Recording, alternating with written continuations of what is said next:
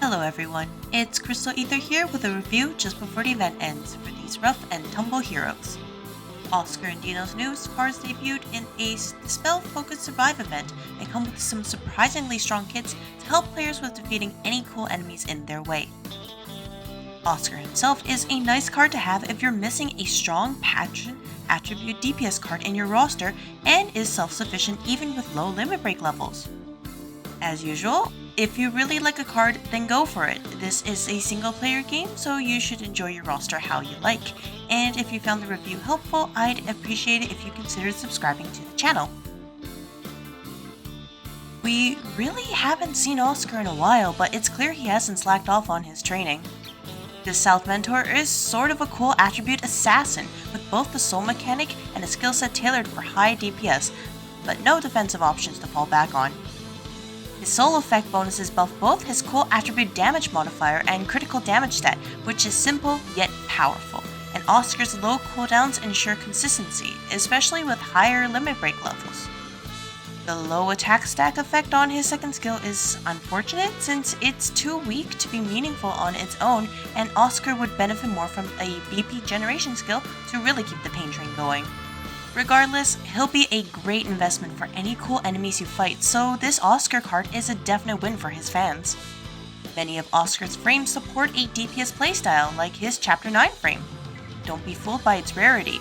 It provides a level 3 stackable attack buff to Oscar for 30 BP gauge and has a 3-turn cooldown, which is pretty crazy for how accessible it is. Alternatively, Oscar's 4th birthday frame provides a substantial amount of BP to himself with a decent cooldown, which can be useful if you run burst damage buffers on your team. Dino's come back from getting pizza and is tailored to support Oscar in deleting all the cool enemies from the game.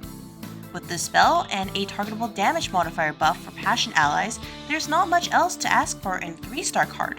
Yet Dino can grant an ally a soul level, which is a rare ability shared only with Cyberspace Grey and Lock on the Lost Knight Brad, so there's a reason to pick up this card even if you have heroes with the spell. The West Mentor has plenty of support-oriented frames to choose from, and these recommendations will be familiar to anyone who's watched my previous videos. Dino's Chapter 12 frame is hard to beat for the special attack orbs it provides himself and a targeted ally, and his Chapter 5 frame provides a moderate critical damage buff to the team. Either option can help the event Oscar with his damage early on, though the former lacks an overlap. For a more balanced setup, Dino's Halloween event frame provides both healing and 2 special attack orbs to all allies, though note that this frame is exclusive to the event until it's rerun and the passive won't apply to the team. Regardless, this version of Dino has many options in how he can support his allies, and his ability to grant soul stacks makes him a strong pick for some niche hyper carry teams. Oscar and Dino are both cards that can work well outside of the Survive event they debuted in, which is a lot more than what a good majority of those event cards can do in most content. It's hard to go wrong with either hero, though keep in mind that the 4th anniversary is just around the corner.